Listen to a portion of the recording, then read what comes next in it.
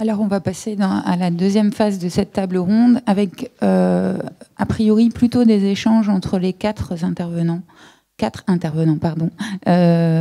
une première partie, puis ensuite une ouverture aux questions de la salle.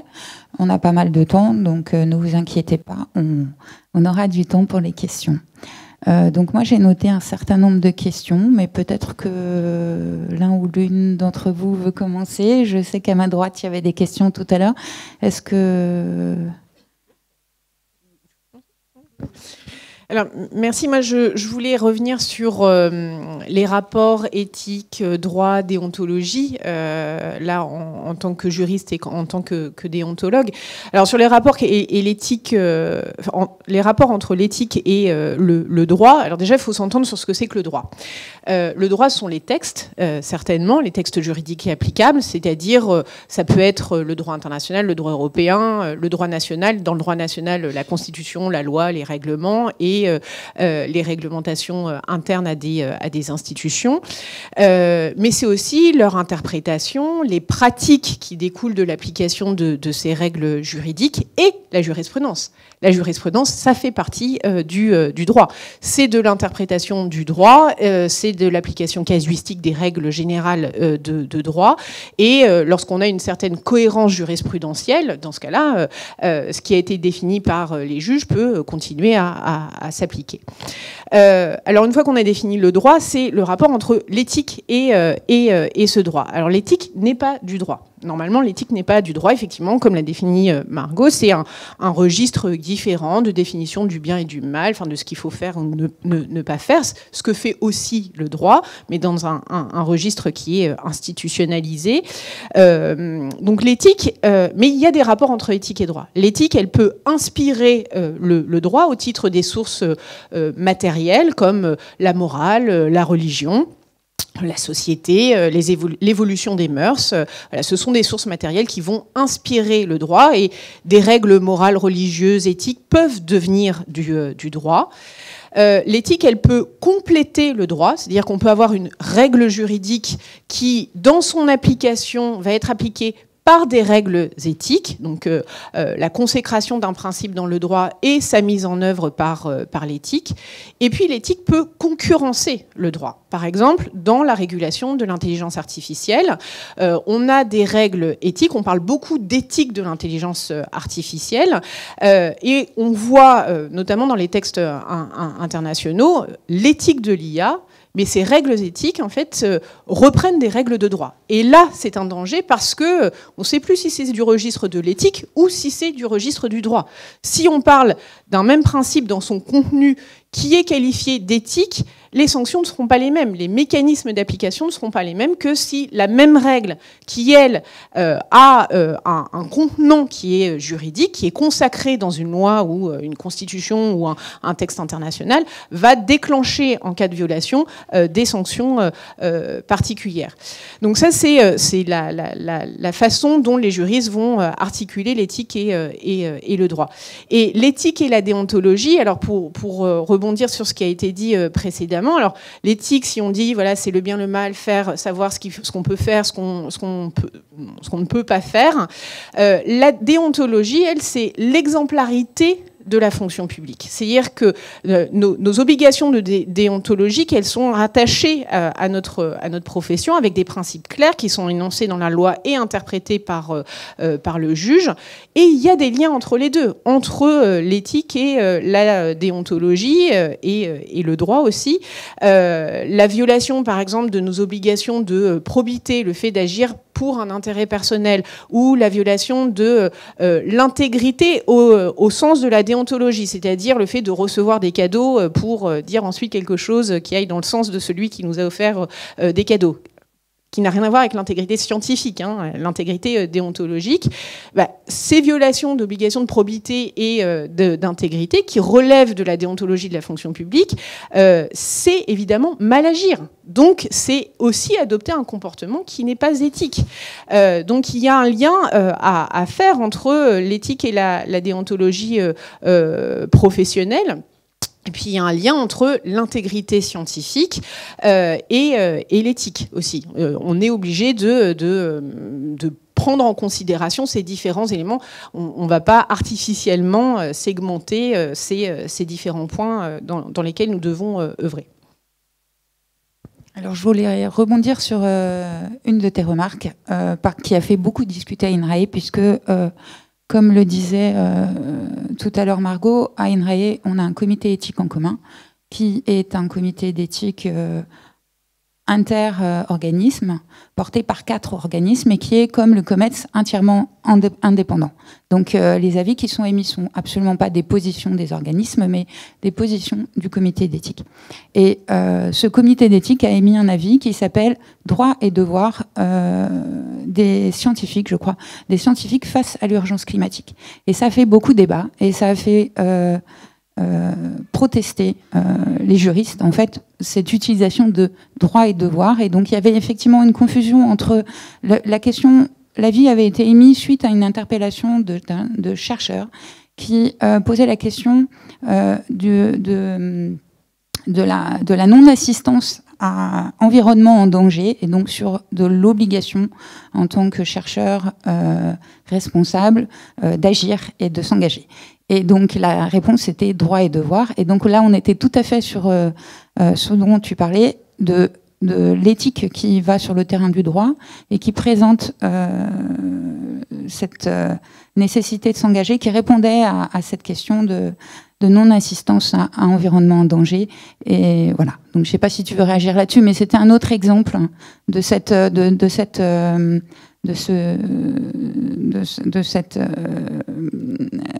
entrée de l'éthique sur le périmètre du droit et d'une confusion peut-être sur les termes.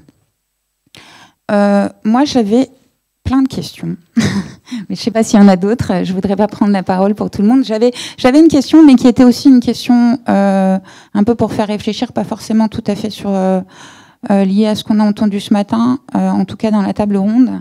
Une question qui a été débattue récemment, à nouveau dans le fameux comité d'éthique en commun, dont la vice-présidente est Valérie Masson-Delmotte, qui disait, qui présentait qu'il fallait, qui venait contre en fait l'utilisation du terme chercheur militant, en disant que chercheur militant c'était un oxymore, puisque un chercheur est tenu à une certaine rigueur et une honnêteté scientifique, et que, à l'inverse, la position du terme militant à chercheur venait détruire en fait quelque part cette intégrité scientifique, et était une façon de critiquer l'engagement des chercheurs, et qu'il fallait éviter d'utiliser ce terme de chercheur militant qu'on a entendu beaucoup ce matin dans la salle. Donc je voudrais peut-être recueillir votre avis et voir peut-être tout le monde n'a pas la même opinion autour de la table sur l'utilisation de ce mot.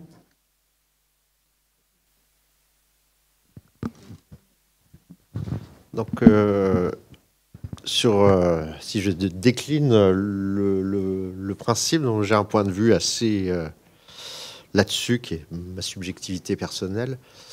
D'une part, il est tout à fait clair qu'il y a des valeurs en science, et la neutralité est un gros problème. Moi, j'avais des questions sur la neutralité. Par exemple, la raison pour laquelle je travaille sur la microphysique des nuages, c'est parce que je suis excessivement inquiet du réchauffement climatique. Donc, ça n'empêche pas que mes articles ne portent aucune trace de cette motivation intime. Donc moi, j'appelle ça la libido politique. On reproche beaucoup aux gens leur libido politique. Je pense qu'il n'y a pas à la reprocher.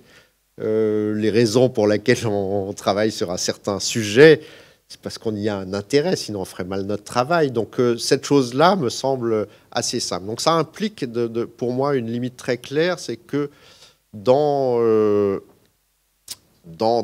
l'intégrité scientifique, qu'est-ce qui importe? Ce qui importe, c'est que nos travaux soient recevables par les pairs.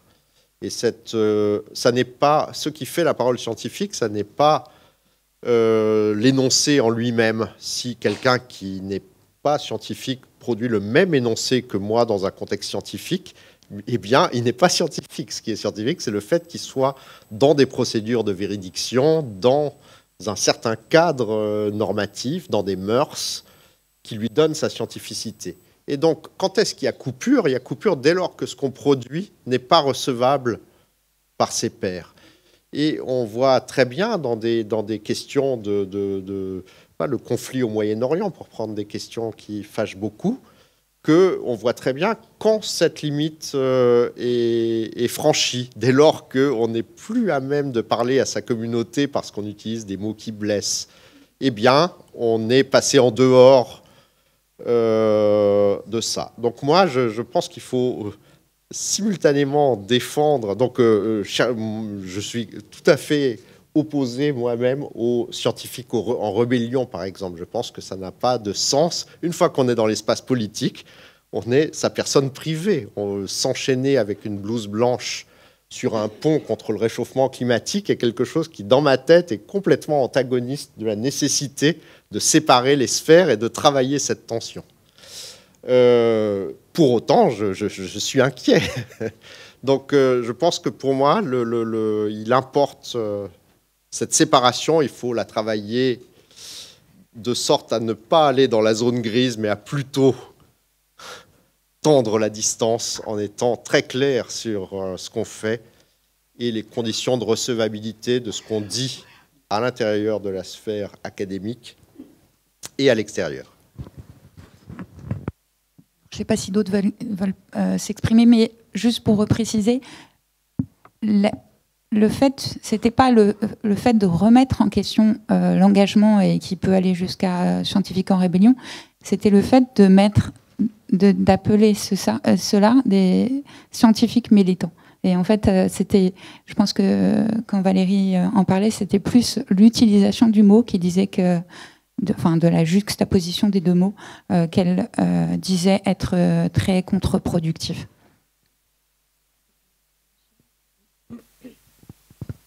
En fait, je suis également tout à fait d'accord avec vous. Et je pense que la forme de militance des chercheurs peut être dans le choix de son domaine de recherche. Moi, je suis médecin, j'ai travaillé sur le domaine du handicap. Je me suis dirigée vers un labo de robotique où je pense qu'on pouvait produire des dispositifs qui améliorent l'autonomie des personnes. Donc, et je pense aussi qu'une forme de militance peut être ici, essayer de réfléchir sur les conditions d'un exercice responsable de la science. Donc je pense que c'est aussi une forme de militance, mais qui n'a pas à déborder sur d'autres façons de s'exprimer, en fait, qui seraient purement militantes.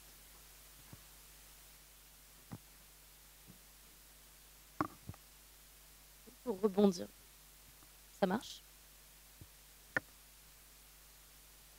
Oui, du coup, pour rebondir sur ce que tu disais, Claire, le COMETS également, donc le comité d'éthique du CNRS aussi, parle d'engagement par opposition au militantisme et du coup met aussi en lumière ça pour justement, parce qu'il dans la vie, il trouve que le terme militantisme est négativement connoté, en tout cas d'un point de vue de la société et politiquement, et du coup parle plutôt d'engagement et du coup le définissent de façon très spécifique. Donc c'était la définition que je vous avais partagée.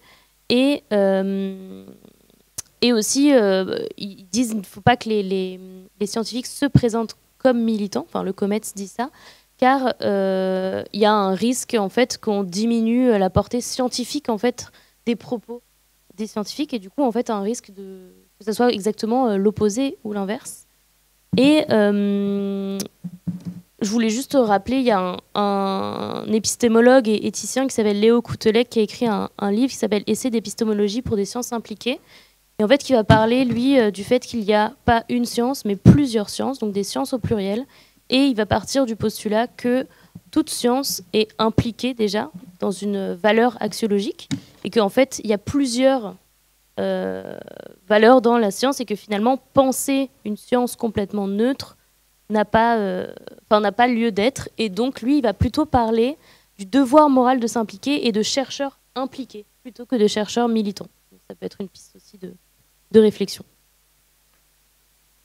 Oui, moi je pense que c'est la question de l'engagement. Alors ça, c'est un choix personnel de chaque chercheur de se dire engagé ou pas, mais en tant que chercheur, le fait d'éclairer le débat public et de choisir les sujets sur lesquels on veut travailler, c'est une forme d'engagement. Déjà, si on a envie, notamment en sciences humaines et sociales, on a envie de travailler sur, on a pris l'exemple de la Palestine ou des droits LGBTI, etc.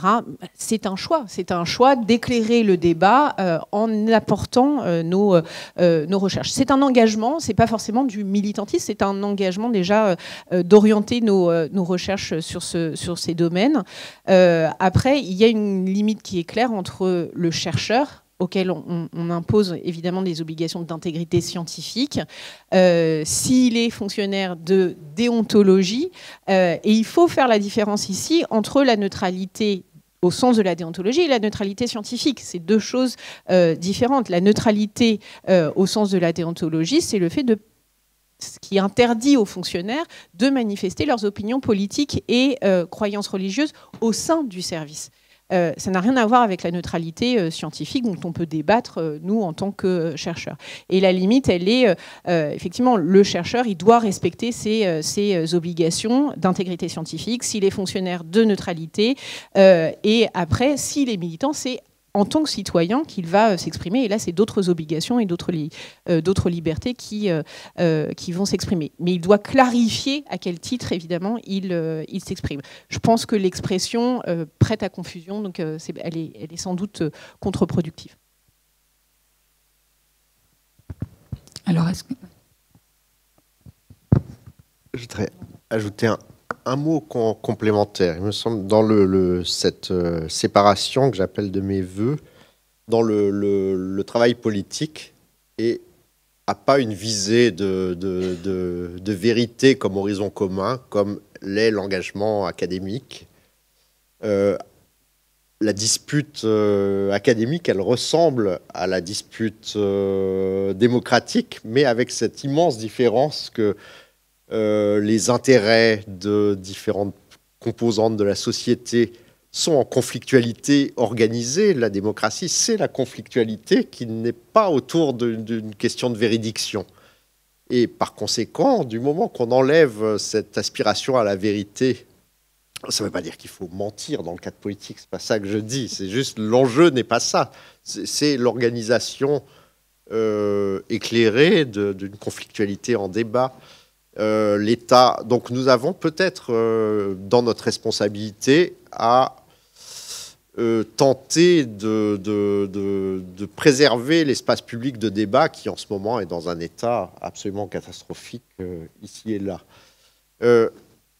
Par conséquent, il m'apparaît aussi que si on est militant, en plus d'être chercheur, le travail est de nature complètement différente. Peut-être on a plus de temps dans notre métier pour penser, d'être outillé, mais il y a un travail de création dans la politique, de création d'imaginaire politique, qui est parfaitement légitime. Il ne faut pas non plus déprécier le politique. C'est juste qu'il ne s'agit pas de la même chose. Et donc, ne pas déprécier le politique et encourager aussi les chercheurs à avoir cette activité, mais de manière clairement distincte. Donc ça a des conséquences. Moi, par exemple, quand je l'applique à moi-même, ça a une conséquence très bizarre, c'est que sur les réseaux sociaux, je suis sous pseudonymat, parce que ma parole publique, elle est forcément entachée par ma fonction. Et beaucoup de gens militent contre le pseudonymat sur les réseaux sociaux, de sorte à ce que les gens soient plus responsables de leurs paroles. Alors, ce n'est pas vrai du tout. Les gens qui ne sont pas sous pseudonymat ne sont pas du tout beaucoup plus responsables. Donc, moi, je pratique cette tentative de distinguer au sein de moi-même celui qui est le scientifique qui parle des nuages et du réchauffement climatique à celui qui est possiblement militant.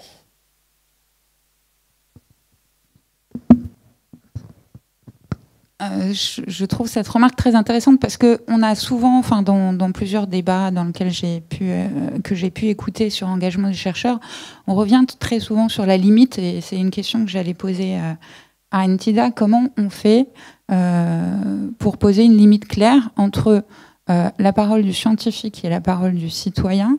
Donc, parole du scientifique qui est soumise à la liberté académique avec ses obligations de loyauté et d'objectivité, et puis parole de citoyen qui, cette fois, dépend de la liberté d'expression. C'est très théorique et en fait, c'est très compliqué de mettre une frontière entre les deux, et même les scientifiques qui essayent de la mettre de façon la plus honnête possible, en s'exprimant, en donnant leur lien d'intérêt, en disant à quel nom à quel titre ils s'expriment, ce qui est préconisé dans notre charte INRAE, de dire d'où l'on parle. Si l'on parle en tant que scientifique INRAE, rappeler que ce n'est pas la parole universelle d'INRAE, mais que c'est l'opinion d'un chercheur INRAE, etc., etc. Donc, on peut mettre beaucoup de précautions dans la parole. Ces précautions peuvent être oubliées par la suite par les journalistes qui retranscrivent les propos. Et donc, je trouve que cette utilisation de pseudonymes est intéressante, mais pour répondre à une interview, je pense que c'est pas forcément évident. Et donc voilà, elle a aussi ses limites. Donc, je sais pas qui veut parler sur cette limite entre chercheurs et citoyens et sur la façon de la maintenir ou la difficulté de la maintenir. Sur la distinction, la recommandation, la bonne pratique à faire, c'est clairement, on est dans le cadre de la liberté d'expression académique si on s'exprime dans son champ de compétences. Alors moi, je suis juriste spécialisée en droit international, donc public. Si on me pose une question de droit public interne précis, de droit de la fonction publique, par exemple, je ne suis pas spécialiste de droit de la fonction publique. Pourtant, je suis prof de droit public, mais ma spécialité, c'est le droit international, et le droit du numérique. Donc, ne serait-ce que dire là. Quand on est interviewé sur une question et dire, alors moi je suis certes juriste, mais je suis pas spécialiste en fait de cette question-là que vous posez. Donc déjà c'est dire, ok, je suis dans un registre qui est certes le droit, mais pas mon domaine de compétence. Et puis si c'est en dehors du droit, par exemple, je sais rappeler que c'est en dehors de ma discipline et que si j'exprime une opinion, elle est à titre personnel. C'est-à-dire en tant que citoyen. Et on l'entend, on a des collègues qui font cette distinction dans les médias en disant je peux vous répondre, mais là c'est en tant que citoyen et pas en tant que chercheur pour lequel vous m'avez sollicité. Donc je crois que déjà cette distinction-là, elle est importante. Alors est-ce que ça change quelque chose? Alors par exemple, tu disais dans les médias, ils vont pas forcément reprendre. Alors là, une des précautions, c'est évidemment, par exemple pour la presse, essayer de demander à faire relire, ce qui est compliqué parce que justement il y a toujours l'urgence, etc. Mais ça peut être... moi, j'ai des collègues qui refusent s'ils ne peuvent pas relire. Quand c'est à l'oral, radio, télé... il faut prendre le temps de reprendre pour que les choses elles soient claires et que la parole soit pas déformée et que le titre auquel on parle soit bien respecté. Et puis on peut aussi parler, on va être appelé en tant que chercheur d'une institution, mais on peut parler à titre personnel en tant que chercheur sans impliquer l'institution aussi. Et ça aussi, il faut clarifier. Et là, ça relève à la fois des bonnes pratiques, mais aussi de l'intégrité scientifique. Si par exemple, on sait que sa position ne fait pas partie d'un consensus. C'est-à-dire rappeler que c'est une position particulière et que la tendance générale serait peut-être différente. C'est la transparence, voilà. Et là, on est sur l'intégrité scientifique, je pense. Alors, je vais faire une petite entorse au protocole. Je crois qu'il y avait une remarque dans la salle sur la question. Vous vouliez intervenir ? Bon, d'accord. Non, mais si c'est vraiment sur le sujet, je pense que c'est intéressant d'intervenir maintenant.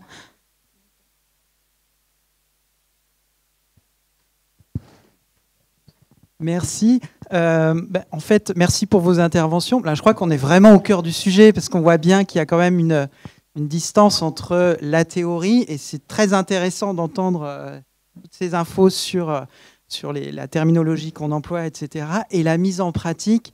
C'est vrai notamment en SHS, quand on est anthropologue, par exemple, ou politiste, qu'on travaille, par exemple, en Afrique ou ailleurs, et qu'on est sur le terrain, qu'on travaille, par exemple, pour l'IRD, c'est pas mon institution de rattachement, mais voilà, on est au cœur du sujet. Moi, j'ai un très bon exemple d'un collègue qui qui documente depuis plusieurs années les résultats de la politique française au Sahel, Barkhane, etc., qui mène beaucoup de travaux là-dessus, donc sur toute la région sahélienne. Il travaille pour l'IRD, je ne vais pas citer son nom bien sûr, mais qui intervient beaucoup dans les médias et qui est régulièrement repris à l'ordre par son institution de recherche qui lui demande effectivement de ne pas dire certaines choses, etc. Donc, et c'est quelqu'un qui n'est, à mon sens, c'est pas un chercheur, on pourrait dire, engagé ou militant. Simplement, il fait son boulot, il documente la situation dans cette région du monde. Et il le fait très bien, il publie beaucoup, etc. Il est très reconnu. Mais en fait, qu'est-ce que ça veut dire la neutralité ? Je pense que pour moi, c'est vraiment un chercheur qui est neutre. Voilà. Mais cette neutralité, on l'accuse souvent de la transgresser. Voilà. Donc, vraiment, entre la théorie et la pratique, il y a quand même une distance. Et là, on est au cœur, à mon avis, du sujet. De même sur la responsabilité du chercheur. Voilà. Qu'est-ce que ça veut dire sur le terrain, la responsabilité du chercheur ? Comment on l'exerce ou pas voilà.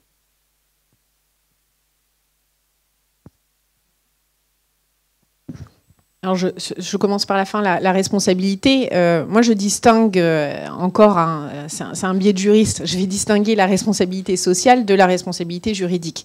La responsabilité sociale, c'est effectivement la volonté pour un choix personnel de chaque chercheur de s'engager pour la société. On a des collègues chercheurs qui ne souhaitent pas du tout s'engager dans le débat public, rester dans leur coin, etc. C'est un choix. Donc, responsabilité sociale, c'est le choix de chacun. Même si le Code de la recherche rappelle que ça fait partie de nos fonctions de diffuser les recherches, mais bon, on pourrait dire la diffusion dans une revue scientifique, c'est déjà... Donc on accomplit notre fonction. Puis après, il y a la responsabilité juridique. La responsabilité juridique, c'est un mécanisme qui se déclenche, enfin qui peut être déclenché lorsqu'il y a violation d'une norme juridique, d'une règle juridique. Donc pas une norme éthique, pas une norme morale, pas une règle juridique qui existe, qui est inscrite soit dans le droit, éventuellement de manière coutumière ou jurisprudentielle, etc. Mais il faut avoir violation de cette règle juridique pour engager la responsabilité juridique. Donc c'est la distinction que je vais faire entre les deux. Après, sur l'expression, alors critiquer la politique, par exemple, critiquer la politique juridique de l'État français quand on est fonctionnaire français, oui, c'est possible. En tant que chercheur, c'est possible. Il y a à partir du moment où on dépasse pas, enfin, à mon avis, à partir du moment où on ne dépasse pas la question de l'intégrité scientifique. Si on peut rien nous reprocher du point de vue de l'intégrité scientifique, je vois pas où est le problème avec cette question effectivement de là c'est pas tant la neutralité, parce que si on est dans l'intégrité scientifique, on va avoir une expression qui va être une expression scientifique qui va être fondée sur des données, sur des recherches, qui va être argumentée, alors qui peut être discutée, de toute façon, qui va être discutée. C'est le propre du débat scientifique. Donc, je pense qu'il faudrait voir au cas, enfin, je ne connais pas le cas dont vous parlez, mais savoir voilà, quelle est la limite, et surtout ne pas hésiter à défendre en fait, cette position. Si je respecte en fait, cette intégrité scientifique, si je suis fonctionnaire, cette obligation de neutralité qui ne m'empêche pas de critiquer une politique à partir du moment où elle est l'objet de ma recherche, sans décrédibiliser, déstabiliser l'institution à laquelle j'appartiens, etc. Voilà, je pense que ça peut se discuter et se défendre plutôt. Oui, et pour rajouter là-dessus, moi non plus, je ne connais pas ce cas-là, mais si on applique la charte INRAE, par exemple, à un cas comme ça, ce qui est vraiment très, très important, c'est tout ce qui est dit en amont, que la position n'est pas la position de l'organisme, mais la position d'un chercheur qui travaille dans le domaine, que peut-être il a des collègues qui ne sont pas d'accord avec cette position, etc., de resituer, en fait, de séparer des faits d'une opinion, ou d'une interprétation scientifique, mais qui pourrait être interprétée d'une autre façon. Donc, c'est ça qui est vraiment le plus important. Bon, après, je ne veux pas m'immiscer dans ce qui se passe à l'IRD, donc je ne connais pas du tout ce cas-là. Est-ce que d'autres personnes veulent réagir sur ce sujet ou ont une question ? Oui. Je suis très sensible au fait de parler depuis sa discipline des problèmes de sa discipline. Et ça apparaît que les principes généraux et transversaux ont du mal à attraper les questionnements réels. Dans ma discipline, dans ma sous-discipline, la physique expérimentale, les pratiques, plus que des institutions de répression, c'est apprendre les gestes, c'est-à-dire la responsabilité, c'est que les doctorants soient formés à apprendre des gestes expérimentaux. C'est un artisanat qu'on transmet, un artisanat de bonne pratique, mais qui est très physique. Enfin, c'est des manières de faire, des manières de représenter les données, des manières de ne pas mettre sous le tapis les données qui ne vont pas. Comment on fait ? Donc, ces choses-là sont très, très en amont et plus la distance, plus la verticalité d'organisation des équipes s'accroît, moins ce sont des collectifs horizontaux, et plus on a de problèmes de transmission du savoir-faire. Dans ce dont vous parlez, les collègues qui expriment des craintes, donc que je connais par Alia, des craintes de nature complètement différente. Il y a beaucoup de pays du monde dans lesquels on donne des bourses de thèse aux doctorants dans des endroits où il n'y a plus de renseignements.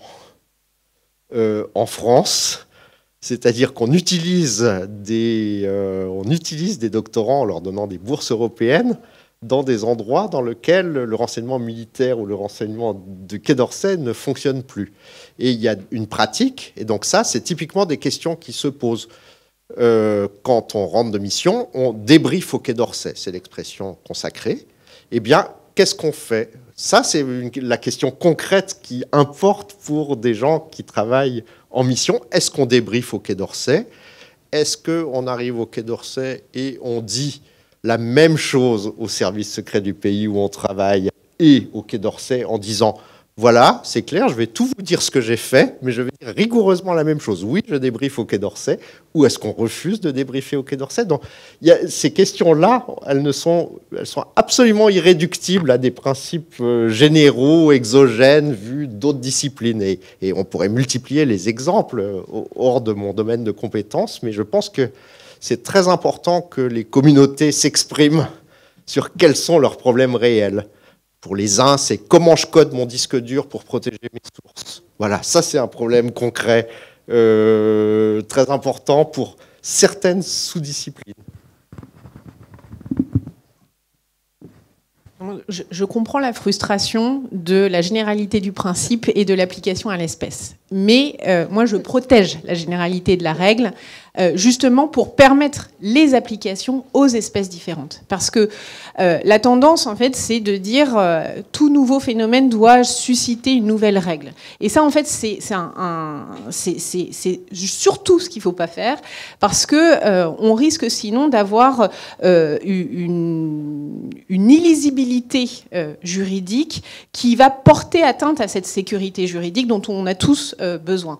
Quand vous avez un principe général, l'intérêt du principe général, c'est qu'il peut être interprété à des cas extrêmement diversifiés. Et c'est le rôle du juge, effectivement, de permettre une application à un cas d'espèce.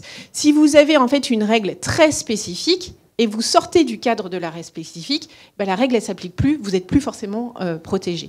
Donc il vaut mieux des règles générales avec des applications particulières qui peuvent se faire soit sous l'angle de l'éthique, de bonnes pratiques, de directives opérationnelles propres à chaque secteur, etc., soit de la jurisprudence qui va permettre une application au cas par cas, et ensuite des applications par analogie. Alors dans une situation, on a eu ça, et donc dans cette situation qui semble avoir des points communs, on pourrait transposer la règle. Mais avoir des règles trop précises, c'est courir le risque en fait d'un manque de lisibilité, de prévisibilité et donc de sécurité juridique pour des cas particuliers. Donc moi, je continue à plaider quand même pour la généralité avec une application ensuite des bonnes pratiques propres à chaque secteur et un enrichissement évidemment de la jurisprudence pour prendre en compte les spécificités.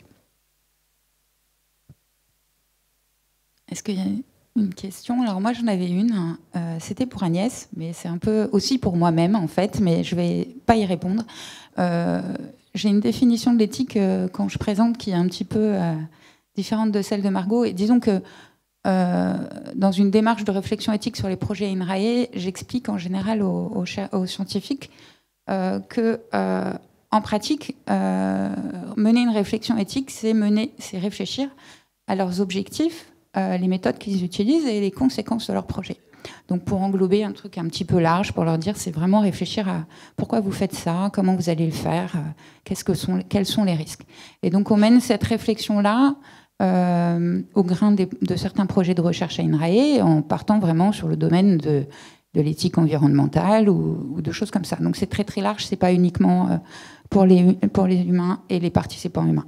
Et en fait, en vous écoutant, j'ai réalisé que finalement cette réflexion des comités d'éthique, où on part souvent sur, donc dans le comité d'éthique, cette fois-ci pas le comité d'éthique en commun d'INRAE, mais celui qu'on appelle le comité d'éthique des projets de recherche, donc qui se penche vraiment sur les projets, qui ressemble qui est un type de CER.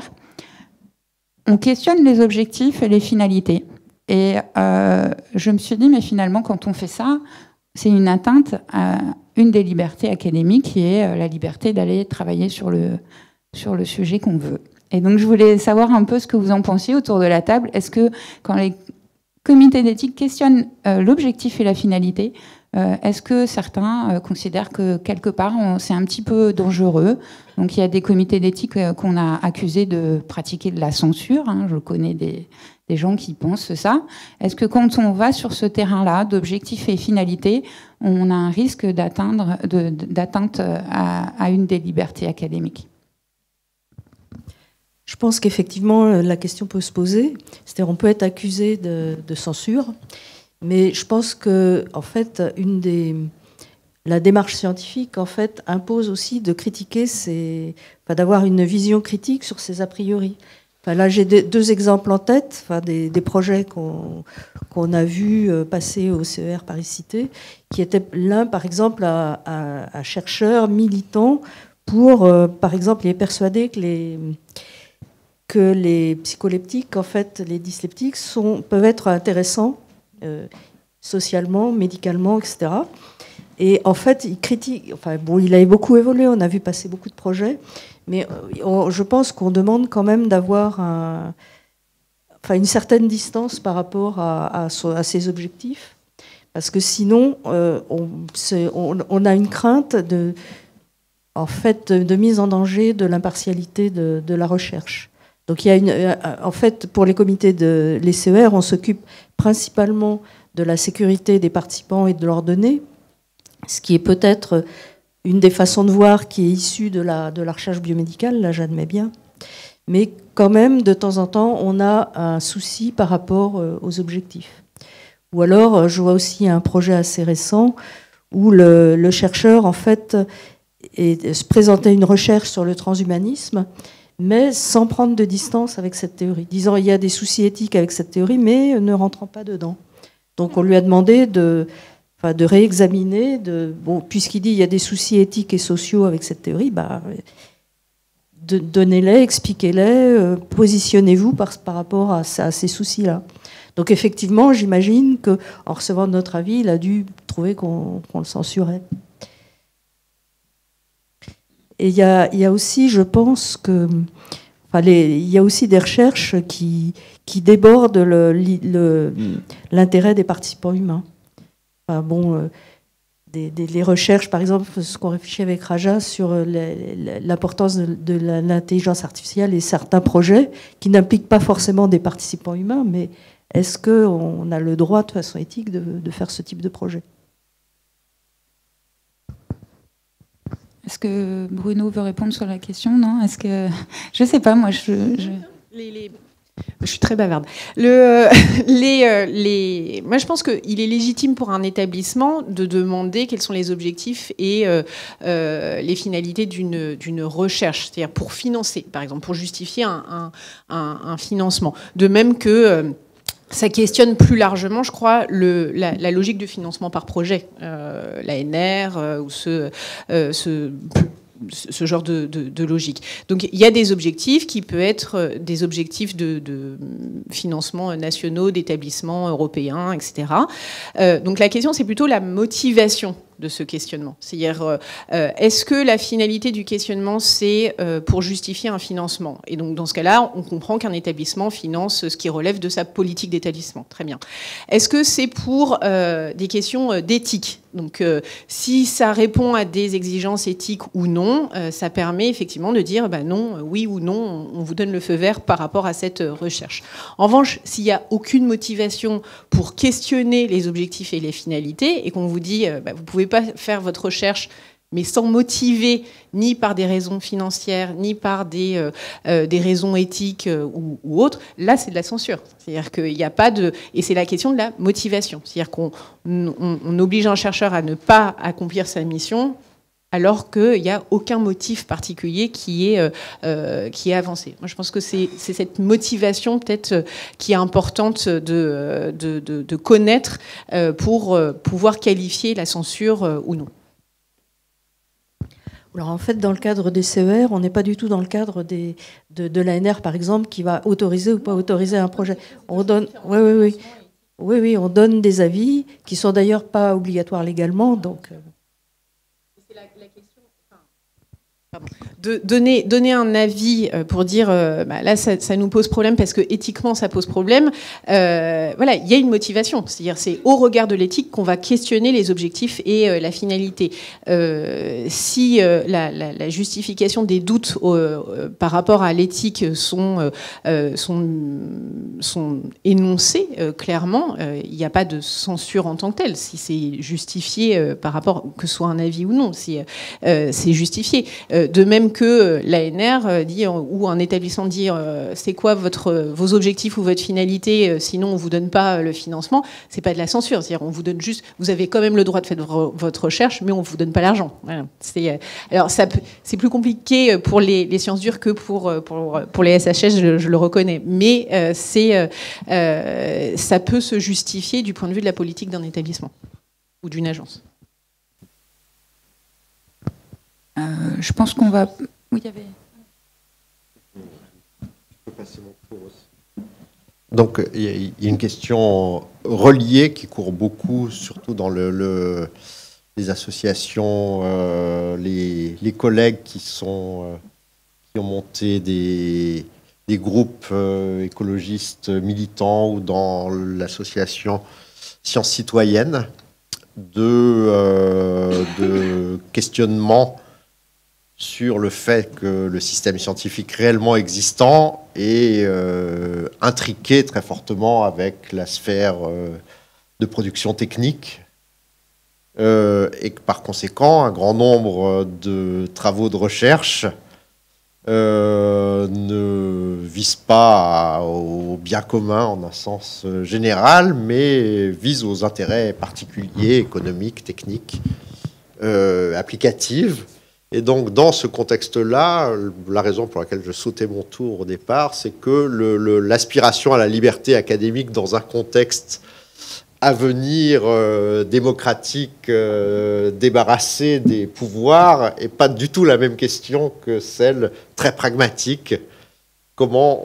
Quel est le regard, comment la société peut-elle avoir un contrôle sur ce qui est produit scientifiquement, dans la mesure où la réalité de la science contemporaine a cette dimension technique, applicative, potentiellement avec des dangers. Qui est-ce qui est garant de ça?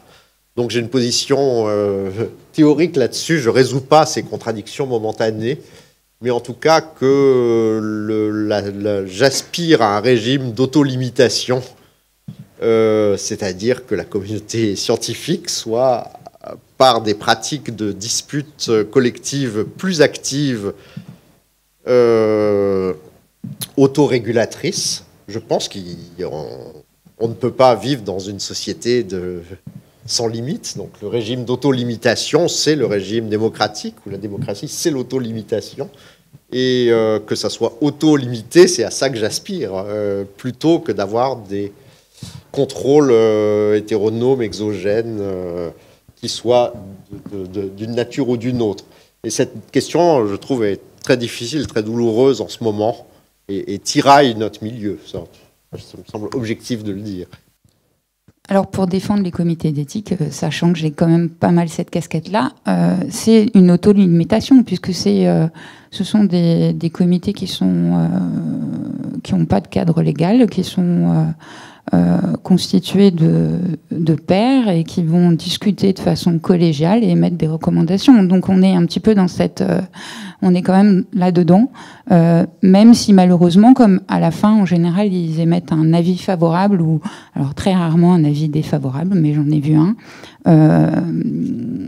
L'avis favorable peut être pris quand même comme une décision très, très hiérarchique, alors qu'en réalité, elle ne l'est pas, puisque les chercheurs sont libres ensuite de mener leur projet, même s'ils n'ont pas obtenu un avis favorable. Donc, on est dans ce type d'instrument, mais je pense qu'il est largement temps qu'on passe la parole à la salle et aux questions de la salle.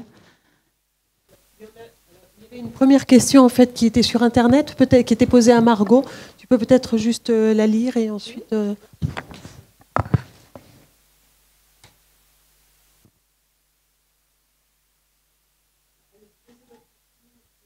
D'accord. Merci beaucoup parce que c'était très très éclairant. Je voudrais revenir sur l'idée de l'expression publique du chercheur, appelons-le comme ça de manière générique. Moi, il me semble que le chercheur ne peut être respecté que s'il s'exprime effectivement sur ce qu'il sait d'une manière rigoureuse. Et c'est ça qui distingue l'opinion du scientifique.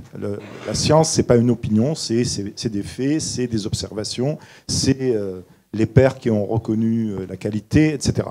Donc quand on s'exprime sur des faits, on peut être écouté, on peut nous accorder une certaine autorité. Quand on exprime une opinion, on devient n'importe qui d'autre. Alors c'est pas si simple que ça en fait. En fait, on vous appelle en tant que scientifique pour exprimer une opinion, pour dire quelque chose qui intéresse la société, mais à partir de votre point de vue. Alors, donc, je suis chercheur en IA, maintenant vous le savez, on m'appelle pour me parler des armes autonomes, qui sont bien sûr des systèmes basés sur l'intelligence artificielle. Alors je peux expliquer des choses sur l'intelligence artificielle, mais la question c'est, est-ce qu'il faut développer des armes autonomes? Et qu'est-ce que je dois dire là? Non, je ne peux pas dire ça. Au contraire, je vais dire, à partir de ma position sur l'intelligence artificielle, à partir de mes connaissances sur l'intelligence artificielle, il ne faut pas utiliser l'intelligence artificielle pour faire des armes. Einstein, bon, excusez la comparaison, là, je suis humble. Einstein a écrit à Roosevelt, la fameuse lettre à Roosevelt, Einstein-César, pour lui dire qu'il faut développer la bombe atomique. Il lui a dit, on a découvert que la réaction en chaîne est possible, il est de mon devoir de vous alerter sur cela, de vous en informer. L'Allemagne a déjà essayé de mettre la main sur les réserves d'uranium. C'est un devoir moral. Donc on parle d'éthique ici, c'est un devoir moral du chercheur aussi d'être impliqué dans la société. Ce n'est pas juste une question légale, c'est un devoir moral. Quand il constate quelque chose sur sa discipline, dans son domaine, de le dire. Donc il n'est pas très facile de distinguer, c'est juste ce que je voulais dire, il n'est pas facile de distinguer l'attitude scientifique basée sur une certaine rigueur et l'opinion qui, à ce moment-là, n'est plus scientifique, qu'on pourrait nous reprocher. Dans la pratique, ce n'est pas très facile. Et en même temps, je suis en train de dire qu'il est parfois de notre devoir moral de passer de l'un à l'autre.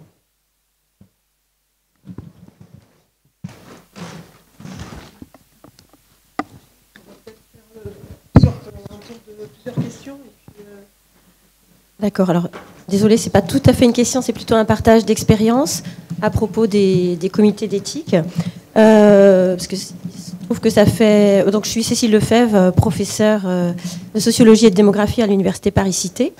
Et la casquette que je prends là plutôt, c'est d'être enseignante. Donc, et ça fait donc une dizaine d'années que je donne un cours en Master 2, soit dans le Master Population et Développement, soit dans un Master de Sociologie, sur les questions déontologiques, juridiques et éthiques appliquées aux enquêtes en sciences sociales.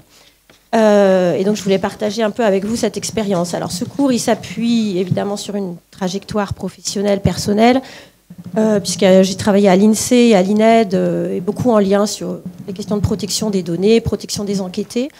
Et donc j'avais participé à la création du comité d'éthique de l'INED, donc qui est aussi un CER intéressant puisqu'il est en partie disciplinaire, enfin en grande partie disciplinaire, sciences humaines et sociales, et aussi un autre type de comité d'éthique qui est intéressant à connaître aussi, qui est le comité d'éthique de l'enquête ELF, qui est une grande cohorte d'enfants longitudinale. Donc c'est aussi des CER qui se développent, c'est des comités liés à un projet d'enquête ou à une enquête. Voilà, donc là, je ne reviendrai pas sur ces expériences-là, mais sur l'expérience du cours. Alors d'abord, il faut faire un énorme travail effectivement, de ce qu'on a fait un peu là, de défrichage, de définition, qu'est-ce qu'on appelle la déontologie, l'éthique, les questions juridiques. Et ce que je voulais partager avec vous, c'est, suivant les années, je donne 2 types d'évaluations. Soit une évaluation qui est concevoir un protocole d'enquête où il y a des questions sensibles, ou bien on interroge des populations vulnérables ou des mineurs et essayer avec eux de réfléchir à tout ce que ça implique. Ou bien, suivant les années, c'est là que je voulais en venir, je leur fais un peu soumettre leur recherche, hein, puisqu'ils sont en Master 2, ils ont une enquête à mener, ils ont une recherche à mener, à travers le formulaire de comité d'éthique utilisé à l'Université Paris-Cité. Et alors, ce que je voulais partager avec vous, c'est qu'il y a quand même... Alors, ils sont très sympathiques, très gentils, j'ai pas du tout de soucis de ce côté-là, mais ils sont très réticents. Sur tous les aspects juridiques RGPD, ils considèrent vraiment qu'on se pose des questions... soit on se pose des questions très, très contraignantes, soit totalement hypocrites, parce que de toute façon, ils n'arrêtent pas de nous dire que toutes les données sont sur Google, sont sur les réseaux sociaux, et que... Voilà. Donc, il faut faire un énorme travail quand même sur l'intérêt du RGPD, la manière de l'utiliser, etc. Sur les comités d'éthique, les réticences, je vais dire, sont encore plus fortes, parce qu'ils arrivent souvent avec tout un... Ils souhaitent faire une enquête basée sur les hypothèses qui surgissent à travers le terrain, le qualitatif. Ils considèrent que ça ne correspond pas à leur enquête. Alors, je ne partage pas leurs réticences, mais je partage certaines de leurs interrogations, de leurs inquiétudes. Donc, ce que j'essaye de leur montrer, c'est que passer leur enquête au crible de ce formulaire, ça permet quand même pour eux d'anticiper certaines questions éthiques et déontologiques qui ne manqueront pas de surgir. Ça leur permet aussi un petit peu de légitimer leur protocole vis-à-vis soit des associations dans lesquelles ils travaillent, soit des enquêtés, de donner un peu de rigueur, etc. Et que justement, c'est ce que vous évoquiez, ils ont quand même une sorte de liberté de ne pas dire d'emblée « je travaille auprès de 20 participants, je dirai tout sur tout ce que je fais », mais qu'il va falloir qu'ils le justifient, et que ça corresponde à leur méthodologie, à leur protocole, etc. Donc voilà, tout le travail de négociation. Et je vais même plus loin parce qu'en fait, je joue le rôle du comité d'éthique parce qu'en fait, c'est pas leur première version que j'évalue, puisqu'on est obligé d'évaluer, mais je leur repose des questions, ils doivent répondre, se justifier, etc. Voilà, donc tout ça pour vous dire que je pense qu'il y a un énorme... Là, on parle, nous, entre chercheurs, mais il y a un énorme besoin de formation, et dès le master. Et voilà, je vous évoquais leur réticence, mais en même temps, voilà, je pense qu'in fine, ils sont quand même assez contents d'avoir pu discuter de ces questions-là. Et il y a un gros besoin quand même, vous l'avez évoqué, mais je trouve qu'il n'y en a toujours pas assez, qui est des gens, des chercheurs, des enseignants-chercheurs de sciences humaines et sociales dans ces comités d'éthique de la recherche. C'est une des questions qui peut se poser, est-ce qu'on fait des comités d'éthique et de la recherche par grand champ disciplinaire, ou est-ce qu'on garde une unité de ces CER? Ça rejoint peut-être un petit peu ce que vous disiez, il vaut mieux avoir des grands principes très généraux pour pouvoir étudier mieux les cas particuliers.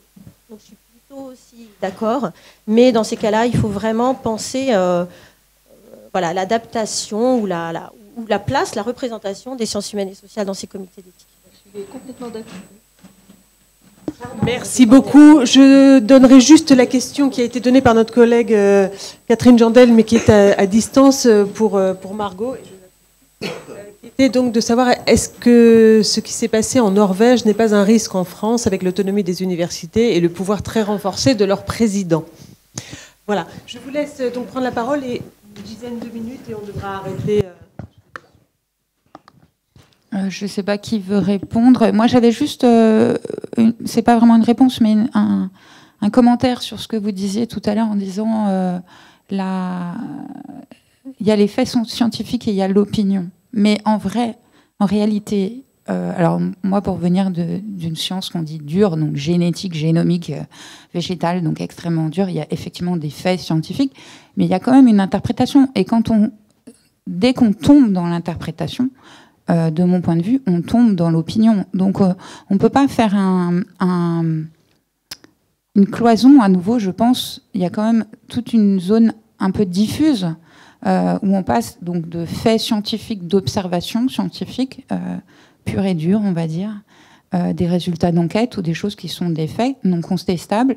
Et puis, sur l'interprétation qu'on fait de ces faits, les conclusions que l'on tire, c'est bien justement pour ça qu'il y a toute une évaluation par les pairs, puisque l'interprétation prête à discussion. Donc on peut être plus ou moins convaincu par l'interprétation. Alors en sciences dures, on va dire c'est un fait, c'est comme ça, l'interprétation, elle est comme ci, comme ça, mais c'est quand même dans un champ disciplinaire avec un certain nombre de mobilisations de connaissances derrière, et on peut difficilement dire que tout est fait scientifique, et en recherche et dans la science, il y a des choses qui tombent dans le domaine de l'opinion. Donc pour moi, c'est pas aussi tranché que ça de dire on a des faits scientifiques et on a une opinion citoyenne, et entre les deux, il y a une limite très très claire. Je ne sais pas si d'autres veulent réagir là-dessus, mais sinon on va passer aux autres questions, en particulier sur comité d'éthique. Alors en fait, je vais avoir une réponse un peu décevante, c'est-à-dire qu'en fait ça dépend de la sociologie, de la façon dont se sont faits ces comités d'éthique.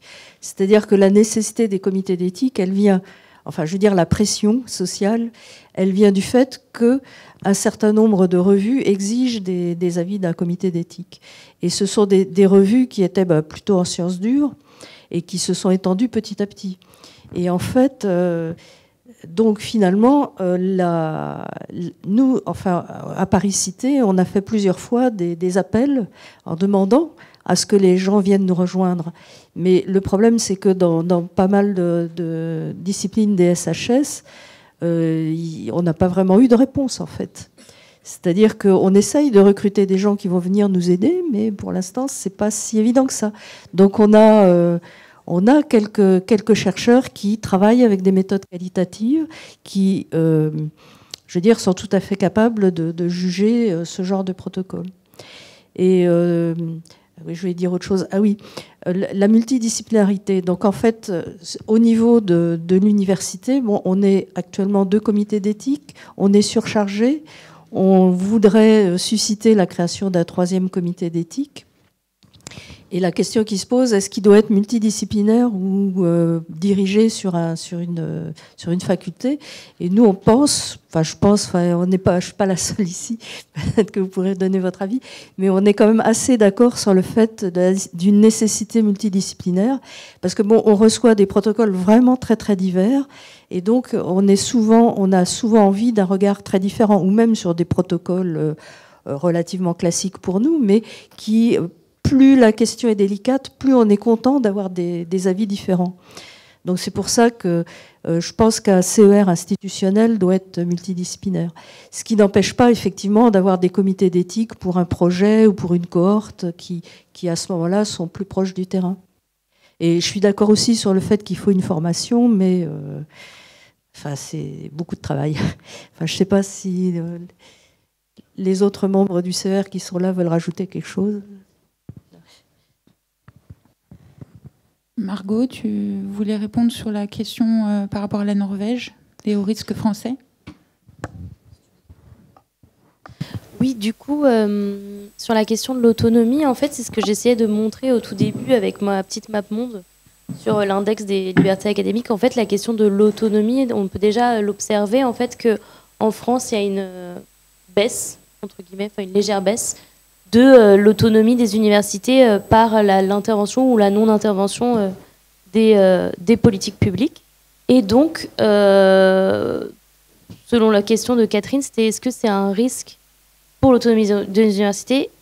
Je pense que c'est déjà un peu le cas, même si je n'ai pas très bien compris si c'était est-ce que il va se passer la même chose qu'en Norvège. Parce qu'en Norvège, juste pour contexte, pour rappel, ce qui s'est passé, c'est qu'un des présidents d'une université très influente a été accusé de censurer ses chercheurs. Et donc, il y a eu un débat dans la société civile et en même temps dans le Comité national d'éthique de la recherche, qui a créé du coup une discussion quant à inscrire ou pas dans le droit la liberté académique. Donc, je pense que nous, on n'est pas du tout encore à ce stade-là. On n'est que, je pense, aux prémices, mais foisonnantes de réflexion sur les questions des libertés académiques. Et je pense que pour le moment, en tout cas, c'est pas forcément le cas. Oui, oui, mais je veux dire, la défense, enfin, le droit à la défense de la liberté académique. À partir du moment où les libertés académiques sont consacrées par la loi, c'est un moyen de nous protéger. Donc l'autonomie de l'université, si un président devait censurer ses chercheurs, etc., on pourrait évidemment s'appuyer à la fois sur les libertés académiques telles qu'elles sont consacrées par la loi et sur la jurisprudence qui, depuis longtemps, en fait, a protégé les libertés universitaires avant qu'elles soient appelées libertés académiques dans le Code de l'éducation. Donc ça, il n'y a pas de... Nous, on est déjà protégés par la loi et par la jurisprudence antérieure et postérieure à cette loi. D'accord. Je pense que ça répond à la clarification de Catherine sur le chat, qui dit justement... Pour nuancer un tout petit peu, on parlait tout à l'heure des menaces et des événements. Je voulais en parler en introduction, puis je me suis auto-censurée et finalement j'en parle. Dans les événements, il y en a plein. Donc, effectivement, INRAE a été muré hier matin. Mais ce qui pour moi, m'interpelle beaucoup plus, et donc sur cette liberté, c'est l'audition de Philippe Mauguin au Sénat en novembre, en vue de sa nomination. Et donc, en vue d'un vote du Sénat pour sa nomination, où la question qui lui a été posée interpelle beaucoup dans ce cadre. En mettant en lumière quelques actions, on a quelques agents INRAE qui sont assez actifs et dans des mouvements. Et le rapporteur lui a posé la question de savoir qu'est-ce qu'il allait faire dans le futur pour tenir la maison. Donc voilà. Donc c'était question à laquelle il a très bien répondu. Mais voilà. Donc c'est comme quoi c'est pas que dans la rue, c'est pas que murer INRAE, c'est aussi les sénateurs qui demandent au PDG qu'est-ce qu'il va faire pour tenir la parole de ces chercheurs. Qu'il faille rappeler le cadre législatif à des sénateurs et des députés, c'est pas nouveau non plus. Donc faut pas se décourager pour ça. Il faut répondre très clairement qu'il y a un cadre et qu'il y a des libertés académiques, qu'il y a un principe d'indépendance des enseignants-chercheurs qui a été constitutionnellement reconnu et oui, il faut pas se laisser désarmer par de l'intimidation politique.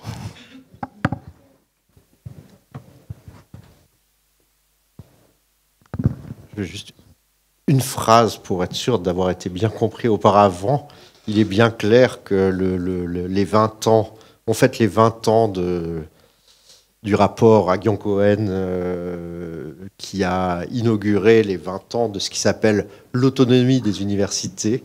Donc, il se décline l'autonomie financière qui est remise en ce moment par des ballons d'essai sur l'augmentation, la dérégulation des frais d'inscription, autonomie administrative, la LRU, autonomie...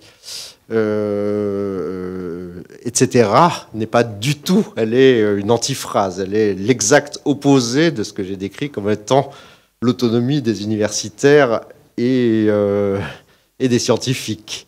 Et là, ça se décline très concrètement, le fait qu'on voit émerger une strate dans les universités qui sont des managers professionnelle et comment ça interfère dans la mienne, dans la nôtre, par exemple, les distributions des subsides issus de l'IDEX sont générées avec deux rapports de scientifiques qui donnent des notes et auxquels la présidence ajoute une note d'opportunité qui a le même poids que la science. Donc on voit exactement ce que ça signifie ici, c'est-à-dire pour bénéficier de financement, il faut simultanément quand même d'avoir un projet raisonnablement porté, mais aussi d'appartenir à une sphère finançable opportunité. Donc évidemment, on a une menace très très forte, y compris par ce renversement du mot qui nous appartient d'autonomie, en le récupérant pour dire exactement son opposé. Je crois qu'on va bientôt devoir s'arrêter. Il n'y a pas de questions brûlantes dans la salle. Non. Tout le monde a faim. Même.